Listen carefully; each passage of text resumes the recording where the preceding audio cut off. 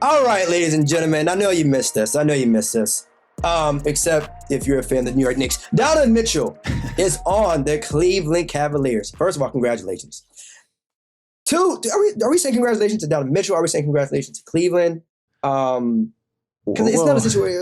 It's not like he's in New York or Miami. I mean, I so guess you would know, he's saying congratulations or not? What do you think? Yeah, I mean, it's Cleveland. It's like a little tiny upgrade over the Utah Jazz for like a. Well, okay, you know what I'm saying? Let me say this. I'm gonna say congratulations to Donovan Mitchell for getting some help. I'm gonna say congratulations to Donovan Mitchell for playing around some guys that put the ball in the hoop. I'm gonna say playing with some all-stars. I'm just talking about living standpoint for 42 days out of the year, something like that. That's what I'm talking about. But of course. I mean, he's been in Utah for 5 years. I think he'll be all right. But I mean, from a basketball standpoint, we can touch on the lifestyle a little bit later. Because I don't know if you've ever been to Miami, but Miami is not Cleveland. So I'm sure. Or New York. Or New York, for that matter. Yeah. Cleveland, but I do like the core. You got DG, you got Karras, you got Jerry, you got Evan, now you got Spida. It might get a little nasty out in Cleveland. I do like the potential. Anytime. Do I think what? Do you think it's a championship? Contender team? I think so. I do. Because right now, no one in the East really scares me. Outside of maybe like Milwaukee, and that's only because they got Giannis. You know what I'm saying? It's not like, and that's not a knock. I know y'all gonna get crazy. Oh, KD, what about Brooklyn? They come back sharper. It's not a knock to them. I'm just saying that I can't sit here and say that a team. What about the Celtics? That's cute. I mean, I said scared. Again, these are teams that could be Cleveland. I'm not saying. I mean, hell, Cleveland could finish 5th or 6th, and I would still feel confident that they could make it to the chip. Right? I'm not here saying that they're going to. But I'm also not here saying that a backcourt with DG and Spotty, and then you got Evan, you got Jay, you got Karras. They got pieces. Now, again, to their credit, they may not have the chemistry, right? If there's anything we don't learn from last season, it's how important chemistry is. Especially nowadays, they got some young pieces. But again, I like it. I'm happy that Spida will be playing on a team where he no longer have to be the number one scoring option. Or at least on every single possession. You know what I'm saying? Yeah. He don't got to look to his left, look to his right and say, well, damn, does anybody want to get in isolation? I think, so it works out to his benefit. That's all.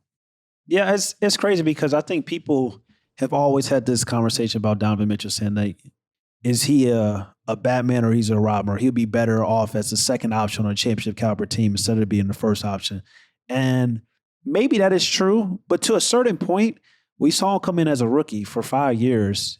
He came in as a rookie, he was the best player on the team, and for 5 years, he led the Utah Jazz as the best player on that team. I know people want to, the analytics folks and casuals like, win shares, and Rudy Gobert shows, he had 11.5 win shares over the past 5 years, so he was the best player. No, stop it. Like, if you watch basketball, you know that Donovan Mitchell was the best player on the Utah Jazz. So now, to me, he gets a better roster with more talent, and he's already shown the capability to be the best player on a legitimate top 5 seed, because that's what the Utah Jazz was for the past 5 years that he was there, a top 5 seed every year in the tough Western Conference.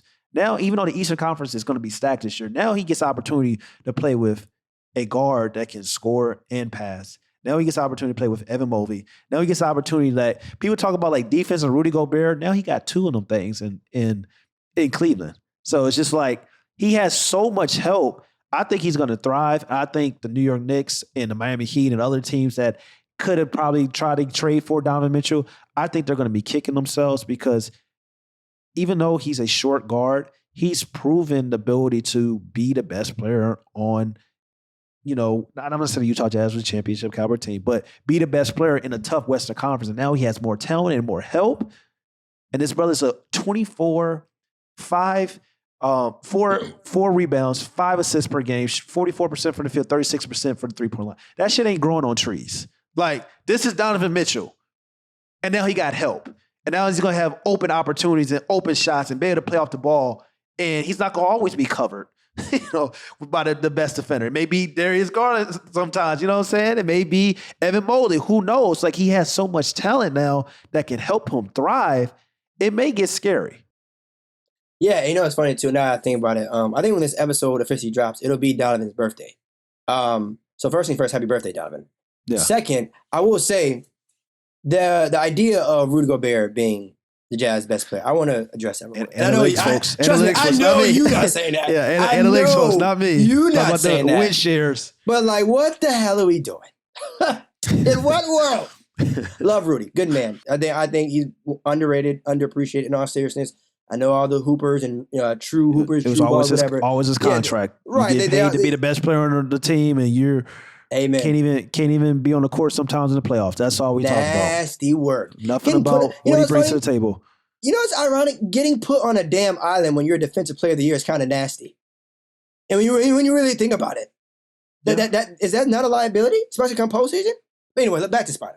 So the real question that we have to ask is, can Donovan Mitchell be the number one option on a championship team? Yes or no? I think the conversation has to be yes, honestly, based on the fact that we just talked about. Like, I don't think it's got the police sirens out. got the police sirens out. But I think so definitely. I don't think how you can say he can't, because like I said, one year the Jazz were the number one seed in the Western Conference.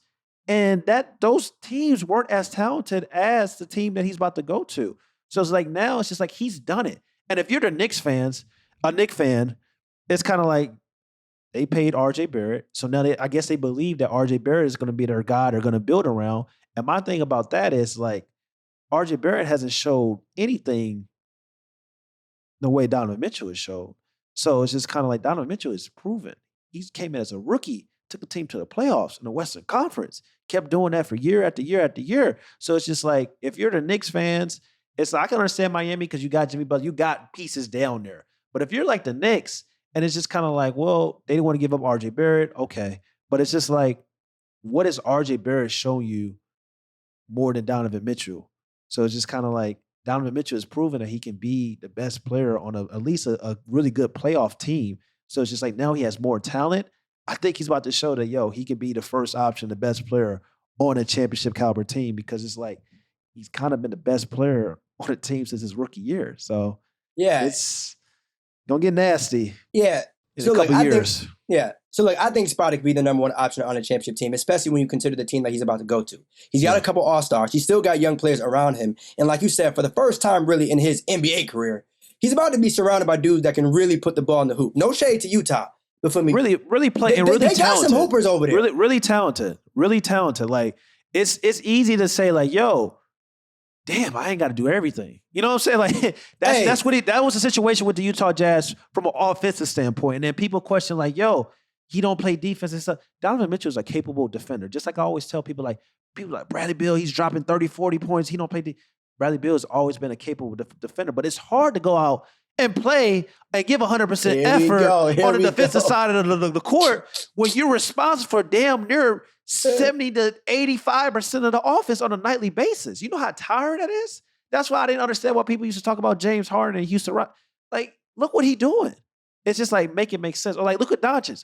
Look what Luka is doing. Like, I always say this, I'll let you go. Like, unless you're a wing, 3 to 4, 5, it's just like, I kind of understand the two-way ability and stuff like that. But when you're really a guard and you have the level of responsibility that Donovan Mitchell has had, it's kind of hard. And he's 6'3", and it's just like, it's hard for me to say like, you got to play Hall of Fame defense. You got to lock up. You got to do this and that, because just like, it's already tough being an offensive player at a certain size and being the best player on a team and being the best offensive player.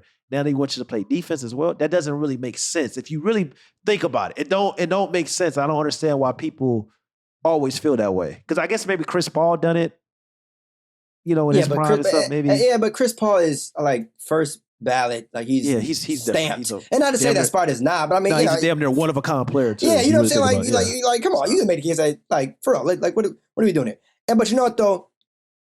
I think too is like, you mentioned it, Spida is an undersized 2. I know people are going to sit here and say he's a combo guard, but I mean, I think that's because of the situation that he was in. I don't think that's going to happen that often in Cleveland. Yeah. I don't think he's going to be running the show or playing the one. I mean, you got DG. And again, I mean, I know they had Mike Conley, but DG's really like that, bro. And I'm happy too, because this means there's going to be a lot more people paying attention to the Cleveland Cavaliers. There's going to be a lot more people finally getting ready to see that, oh shit, they are more than just a league pass team, right? Like last year, I think they caught a lot of people by surprise early in the year, but they got some guys. Now they might not have one of those top 3 players in the league. They don't got a decorated superstar or like a crazy 2-way wing. But when you start to look at that roster, they have some pieces and they could scare some teams, especially come playoff time. Because again, all the playoffs is about getting hot at the right moment. Obviously, talent is important, chemistry is important, but at the same time, if you start playing well, right, come March, come April, you could make some noise. Yeah, and I think if some teams sleep on them, it might be curtains. And also, one of the most important thing that people don't talk about, you got to have a guy. And I think Donovan Mitchell has shown in the NBA bubble, at least during the playoff, those playoffs, like he was dropping 50 points, like back to back, like 40 plus games back to back. Like he was like, I believe he has that dog in him. I think he can be that guy. And that's what's going to separate and help the Cleveland Cavaliers, because I felt like last year, as great as Darius Garland is, he's like, he passes, he can score and stuff like that. But like for a natural scoring or natural guy, just say like, give the ball to him, bring us home. I don't think he was that, which had me question like, they could have probably used Colin Sexton because he has a dog in him, even if he's not that type of, offensive great player like a Donovan Mitchell, but he still had that like, I'll do it. If nobody else gonna do it, I'm gonna do it. And now they got Donovan Mitchell, and he is that. He fits that formula. So I think it's going to be fun. I think it's going to be exciting. I think there'll probably be a top 4 to 5 seed. I'm not going to sit up and say like, they're going to go to the finals next year, because they could possibly get knocked out in the first round next year. Because to me, it's still the same. Milwaukee, Boston, right, Miami. To me, even though I feel like Miami is constantly dropping the ball, of not like actually getting better. Maybe they feel comfortable in their talent and the team that they're going to bring back. Maybe this is going to be the year Tyler Hero proves everybody he's a starter and go to the All-Star game. I don't know. I don't personally believe that, especially being a Dwayne Wade fan my entire life. I felt like they should have went after Donovan Mitchell. You should have gave up the picks. But it's good times in Cleveland, especially if they get another wing. I know you mentioned Karis LeVert, but it's Karis LeVert and Kevin Love could be. I don't know if Karis LeVert is going to start actually this year, because I don't think he's going to fit next to Donovan Mitchell for what he provides to the table. They need a guy that's going to be defensive minded at the 3, or at best trade for a 2-way player, a 2-way wing. I don't know who's out there. I haven't looked at the rosters and stuff like that, who's going to be available. But it's a guy on the Cleveland Cavaliers that was it Isaac. Like Isaac. Curl. Are you saying he's going to start? Yeah. Okay. He may start over Karis LeVert, just for what he brings defensive standpoint. So I wouldn't be so shocked. And then you got to ask, like, if you're LeVert, all right, do I play the 6-man role, or do I try to get out because it's a contract year? I need to go and show my talent. And even Kevin Love. Like, Kevin Love is a great, veteran big. Like, is he going to be there? And they got those 2 guys that probably they're going to start the year with the Cleveland Cavaliers, but maybe used as a trade piece to try to land this 2-way player, or a disgruntled, maybe 3rd option, 4th option type of guy that can play, defend, and can score. When maybe like a Harrison Barnes. There we go. That's the name. 2-way guy. This is a guy that can get you 15, 18 points and play hell of a great defense. That's what they're kind of missing right now. But other than that, they're kind of set when we talk about having those 2 bigs and those 2 guards. And people are going to talk about them being undersized, but let me tell you something. When you undersized and you can you can funnel teams in offensively, you got 2 twin towers in the back. You're going to be all right. You're going to be all right when you got Jared Allen and Evan Mobley down there protecting that paint. I was going to say, undersized, you must be talking about the backcourt. Yeah, I'm talking about the backcourt, yeah. Okay, well, okay. That's people's worries. Like, undersized backcourt and stuff like that. I mean, but this is like the remix version of the Portland Trailblazers, in my opinion. I was just getting ready to say, but the difference is between those Trailblazers team with Dame and CJ is, to your point. Yeah. These 2 brothers got some twin towers behind them. Yeah. They got Evan and Jared ready. So it's not necessarily the same. So what they're giving up in the backcourt when it comes to size, they're all right in the front court. Yeah. At that 4 or 5 position, they're all right. They just need that 3. And I just couldn't think of a name until I thought about Harrison Barnes. That's a player I would try to go if I would try to go out and get. You say that, but it's just like, look at Andrew Wiggins, his resurgence, and like his 2-way ability. Like, 18 points per game, playing hell of a defense is just like, that's valuable if you're going to be a championship caliber team. You don't need Harrison Barnes to go out and get you 25. That's not what you need. But if Harrison Barnes in a fourth option role, similar to Andrew Wiggins, being a guard, the best players on opposing team, and can get you 15, 18 points, that's what they're missing. Because as great as Karis LeVert is, Karis is about a bucket. That's it. That's fine. That's it. I'm surprised you're against that. I know you.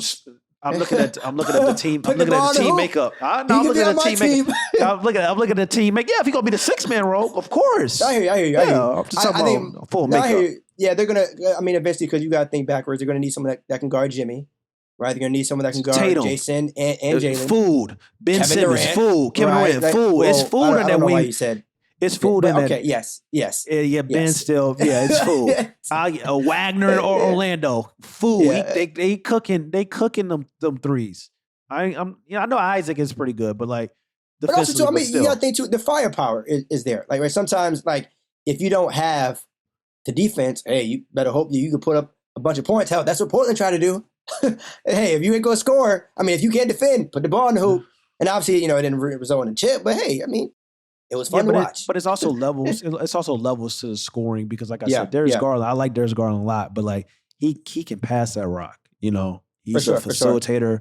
He can score, but he ain't like CJ was about a bucket. Dame is about a bucket. Like Jaylen Brown, Jason Tatum, like these guys are about buckets. Like so that's their wire like that. I love Darius Garland, but Darius Garland you can argue Darius Garland's like a real point guard, damn near. Like he's like a real point guard. Like and his scoring ability is not like that boy down in the Hawks. Who like Trey? Real. Yeah, that's something we ain't seen since number 30 out there in the Bay. So it's just like when you can score at that type of level and still pass, Darius Garland is great, but he ain't at that level. Well, fortunately, he doesn't really need to be because now with the addition of Spida and obviously another scorer and Karis, you got those two guys, Evan and Jerry. I mean, he doesn't need to be. I only said that because you was talking about like outscore opponents. That's what I was saying. Okay, right. I'm with you. Well, with that though, they're young. They should be able to, run teams out the damn gym. Yeah. They don't got to worry about no experience issues. Yeah. I'd say that much. It's a damn youth movement in Cleveland. Yeah. Must be nice. The Knicks shouldn't even open their doors to fans this year, man. Like it's crazy. It's crazy when you think about it. Like I'm really like looking at the situation. Then you got some Knicks fans. They get on. They be like, "Oh, we made the right decision." Those are tears. You know the meme with the face and stuff like that. Like you're smiling, but inside, like you're really crying. And then you got Knicks fans talking about like, "Oh, like well, a backcourt with Darius Garland and Donovan Mitchell is going to work, but a backcourt with Jalen Brunson and Donovan Mitchell is going to be trash." Like, let's put some context in the situation. So it's funny. The Knicks ain't have Jared Allen and Evan Mobley in the front court. Or Karis LeVert for that matter. So it's nasty. I actually feel sorry for the Knicks. I feel bad, like I really do, because who are they going?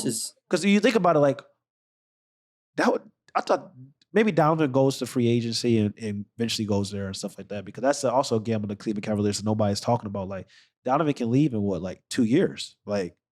Maybe he goes to the Knicks, and then we're looking like, oh, well, the Knicks made the right decision. But I don't know if that's going to happen. Yeah, about to say, the Knicks, like, getting free agents is not like something the Knicks always do good at. Which is crazy. Yeah. You are in New York. Yeah. But I brought that up there because, like, I want to ask you, like, where do the Knicks go from here? Because, like, what disgruntled star is coming that's possibly that you could have maybe trade for that may be available that is going to be better than Donovan Mitchell? Probably nobody. Well, at this point, I think the Knicks have probably accepted the fact that they truly are going to build around RJ. And even if they're not going to win a championship now, I think they're probably more comfortable thinking to themselves, all right, this is going to be our guy moving forward. But you know what, though? Hey, at least they've made a stance. And, like, we can sit here and get mad and be confused by it, but at least we know where they stand. There's some teams in the NBA, bro, that you look at that roster, you look at the moves they made, like, yo, all right, what's the vibes? What's y'all goals? What are y'all doing? But at least I will give the Knicks credit and say, you know what? They made a decision. It sounds like they're sticking with it. Now, again, could they have gone the down route? Sure. But at least, they're putting their faith in RJ. Hey. Julius Randle, Jalen Brunson. And RJ's still, Right. I mean, RJ is still young too. I think that's another thing that they got Grimes, a lot of potential. Trust. I'm not sold on them this year at all. That's not what I'm saying. I'm just saying that, like, at least again, you know where the franchise stands. Like, there's certain question marks that I feel like a lot of fans would have. You know what I'm saying? Not just with the Knicks, but just in sports in general. But at least if you're a Knicks fan, you can say, all right, you know what, man? I wish we could have got Spida, but at least, we secured RJ's contract, and we gonna rock with him moving forward. You know what I'm saying? Like, a lot of people a lot of people are going to sit here and talk about, the Ja and Zion, which he'll always be compared to. But at the same time, like, he's still young, so it sucks maybe if you're a Knicks fan that, you're in a rush to win a shit ton of games now. But at the same time, there are some organizations that wish they were in that position. Coach, though. Look at Tom Thibodeau. Like, historically, what is Tom ever been great with young teams? And this is another situation where you're kind of like going to next year. It's just like, he has probably a young roster. Is he going to play the guy like Cam? It's been rumors that Cam wants out. Man. Well, like, Cam wants he's not even playing. So it's just is Grimes going to start? Like, who? Like, is Obi Toppin going to start? Like, you got pieces where it's just like, well, like, if we going to go full youth movement, actually go and do it. Like, but they always going. It's nothing worse than being like in the middle of the pack. Like, either you're going to be competing for a championship, like the top 5 guys, like the Cleveland Cavaliers, because they say, you know what, we just not comfortable trying to be in a play-in team. Or you're going to be like this, like, oh, okay, like, we know that our peak, the highest thing we probably can achieve is maybe a 5th seed, but we also can be out the playoffs. Or we also can be like in the play-in tournament. That's the New York Knicks, man. And it's just like, that's going to be there for the next 4 years. All right, so the Knicks dropped the ball on getting Spida. The game is a game, not really surprised. But the team that Spida went to was the Cleveland Cavaliers, of course. And I have a cap or no cap for you. I have a cap or no cap question for you, all right? And it's about a former Cavalier. Cap or no cap, Colin Sexton can lead the Utah Jazz to at least the play-in tournament. And it's funny you because think Colin Sexton can lead them to the play-in tournament if the franchise lets them. And I say that, so I know I really didn't answer your question, but I say if the franchise let them, because we all know that, like, when you trade Rudy Gobert for 5 draft picks, you trade Donovan Mitchell for 3 first-round picks and 2 pick swaps. We all know what that means. That's the perfect rebuild. Like, people can talk about they elect Donovan Mitchell. We know what that means. That is a perfect rebuild. So, like, they got players like THD has a lot of upsides and potential. Colin Sexton, we know what he's about when he's healthy. Lauri Markkanen, come on, they got first round draft picks and stuff like that. So it seems like big yawning vibes going on in Utah. I'm just saying, it seems like them tickets about to be $12. They have a lot of upside, but it seems like their priority is going to be losing. So I'm gonna say definitely cap. They're not. Gosh, he's not going to lead them to the playoffs. But them tickets about to be $12 damn dollars. Playing tournament. So shitting me. But it is a chance if the franchise actually wanted to say, like, yo, let me tell you go out and try to win games, but that's not what they're trying to do. Victor is real. The Spurs and the Jazz are doing going to be incredibly doing crazy tanking. Incredible. Let me tell you something, man. I'm going to tell you what, though. For those of y'all that's heavy in fantasy, you need to start looking at Colin Sexton. Yeah, because he may not be winning games. Yeah. But them shots is finna fly. Yeah. Them shots is finna fly. THD too. Like, it's about to be. I wouldn't be surprised they both averaging 20 next year. Well, I know Colin Sexton. That's I'm talking 20. Colin is letting that chopper sing, boy. Yeah. It will be shots galore. Yeah. And that's a good Utah. And that's actually a good like contract that they because he's probably Colin Sexton's probably gonna overperform his contract. Definitely, I feel like, especially if he's healthy. And then then you let Donovan go in 2-3 years, and then Donovan Colin Sexton go in 2-3 years, and then you get your core of all these draft picks that you build your actual team around. Because that's what's going to happen. Like, Colin Sexton's just like for entertainment. Like, all right, we got Colin Sexton. Like, we got somebody that you can come and watch, stuff like that. like SGA out there in Oakland. Needed some proof. They needed some proof that they're not fully taken. They like, shit. We got someone that can score 20. So don't get too mad at us. A little entertaining. Somebody that you can say like, all right, like the Lakers coming to town. Oh, well, I'm going to go see the Lakers in Utah because I want to see the Lakers. But at least they do got Colin Sexton, so. Hey, man, look, y'all, for those of y'all in Salt Lake City, I hope y'all treated Donovan Mitchell great because them marketing flyers might be wacky. Yeah, maybe crazy. Look, let me tell you something. Their social media team better get in their bag because looking at that brother starving. Look, getting that content out because it might get a little wacky. Look, I'm rooting for y'all though. I mean that. I got some guys that I rock with. You know what I'm saying? I rock with Colin. Look, I'm glad he got paid. Let's talk about that. I'm glad he got paid. He deserved it. You know what I'm saying? Facts. Deserved it. You know what I'm saying? THG, new setting. He's young. He's also gonna get his shots up. I know he's got a lot of criticism being in La La Land, but you don't gotta worry about that now. So hey. You know what I'm saying? You'll have the opportunities. But work on your game. Work on your game. Hey, it's gonna be a whole lot of work on your games in Utah. A whole lot of look, it's gonna be a whole lot of we're here to get betters and interviews.